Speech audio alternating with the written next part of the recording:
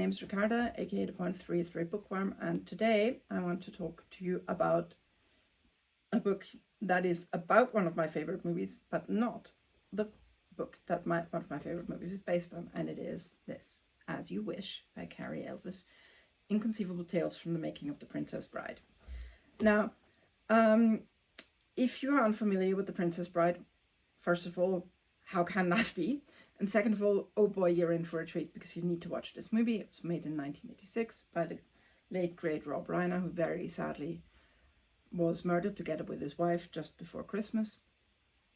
And that was a very sad story, and that was obviously in the news a lot. We watch it and essentially the story is a grandfather comes to read to his sick grandson who's not very interested, and he reads him only the good bits of a book called The Princess Bride. It's based on a novel called The Princess Bride, which is a very similar conceit, but then it sort of doesn't do it as cleanly. You have the author, William Goldman, explaining how he got to this book and which bits he took out and everything. And the quite interesting thing about it is that it is very obviously the source material is made up, but quite a number of people did not realize this. There's at least one woman who I think is a costume designer who approached Goldman asking him if he could let her have the original book. And he had to very gently explain to her that there is no such person as Morgenstern, and he made him up and he just wrote the novel. Now, the novel itself, I've only read once. I liked it fine, but it's not my favorite book. It really isn't. And to me, just the movie is so wonderful. It's so wonderful for all the, all the bits that work and all the bits that sometimes where you can see in when I watch it with my small kids and they're a little bit scared on a firestorm. It's like, no, but you have to look right now because you have to see when you can see the foot of the guy who's playing the giant rodent. And also just, it is endlessly quotable, of course. Hello, my name is Inigo Montoya, you killed my father, prepare to die, or inconceivable, you keep using that word, I don't think it means what you think it means.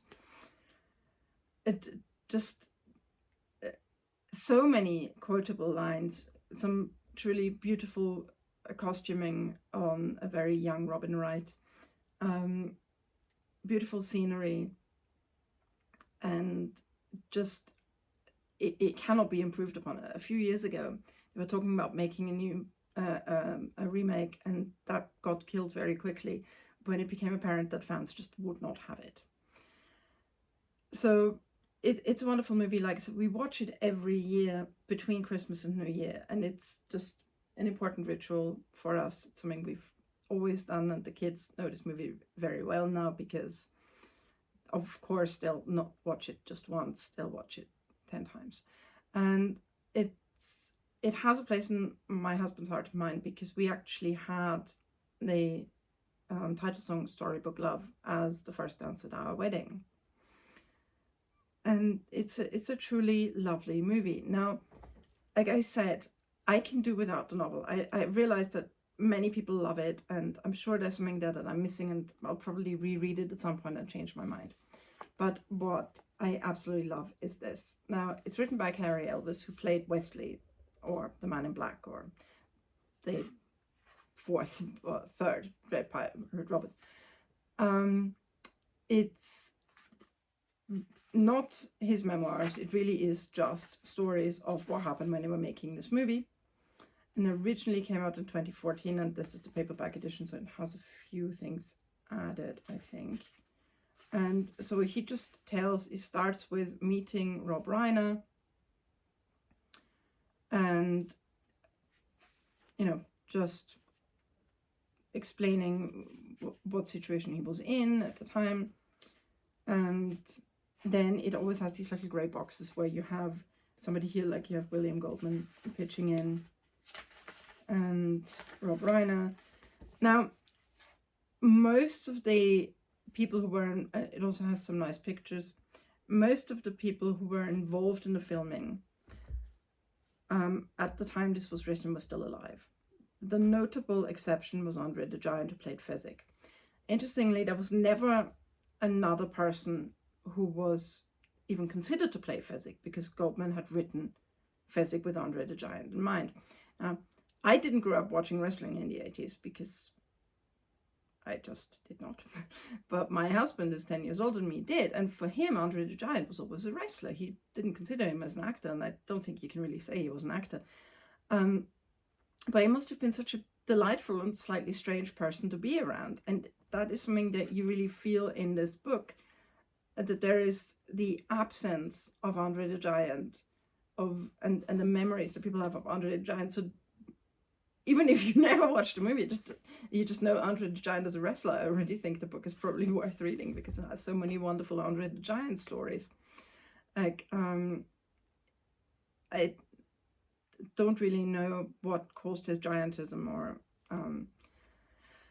if what other conditions he might have had, but he can't have had a very easy life growing up in France, because he lived in the countryside and he was too big to go on the school bus, or he just couldn't, his parents couldn't really get him to school. So his neighbor would come, and his neighbor had a pickup truck, and I think put him in the back. I don't know. Anyway, the neighbor would drive him to school, and he told the story to Cary Elwes and said he was a really lovely man. You've probably heard of him. And Cary Elwes said, yeah, there's no way I've heard of your neighbor somewhere in the middle of nowhere in France. And he definitely had, because, you know, the neighbor was Samuel Beckett, the Nobel Prize winner in literature. And he used to apparently just drive this random, very large child who was too big for the school bus to school, which I thought was really sweet. There's also another story, which I love, which is that because he was so large, he had a lot of trouble figuring out how much he had to drink to be drunk. And so he would very often just drink too much. So he was, I think, at the Dorchester, and he was at the bar at the Dorchester, and he was drinking, and he was going to go. And he fell over in the lobby and was passed out. And, you know, several people got together. They could not move him. He was too big. They could not move him. So they put a velvet rope around him, which I was such a delightful, you know, hotel solution to a problem. So it has lots of stories like this. It also has things like, Andre the Giant had an ATV when they were shooting in Ireland, and he let Cary Elwes borrow it. And this was very early in the shooting. And he broke his toe, I think. And he had been told in no uncertain terms he was not allowed to do anything dangerous. And then he tried to hide the fact that he had broken his toe, because he was so worried they were going to fire him. Because they could have still at that point. He had injured himself by doing something dangerous, and I think probably based on that, they probably could have even sued him for breach of contract. But instead, Rob Reiner just was relatively kind to him and said, yeah, just don't do that again. And you can really see it in some of the scenes after between the Battle of Wits and the Fire Swamp. You can really see that he's in tremendous pain, and then he can barely walk around or whatever. And that was because he'd broken his toe. Now, like I said, it's also just it's such a wonderful movie. Like I said, if you've not ever seen it, you need to, because it's wonderful. And if you've not watched it in a long time, you really need to rewatch it. It ages well. And it has also one of the longest, not nowhere near the longest, but one of the longest and one of the most plot relevant sword fights in movie history, which is just beautifully done. And Cary Elwes tells all about the training he had for that, and how they arranged the training, and how he and Mandy Patinkin trained separately, and they didn't get to train together until quite late. And everything. So it really, really adds to the movie to have read this book. It is just lovely. It is just wonderful. I love it so much. I really recommend it. And obviously I also recommend that anybody ever should watch Princess Bride, because it's a wonderful movie, and I really think that watching it and taking the lessons from it does make the world a better place. And, you know, I really do think Rob Reiner's memory is a blessing, and I hope it continues to be a blessing. And I hope you go watch The Princess Bride today. I'll see you again very soon. Bye.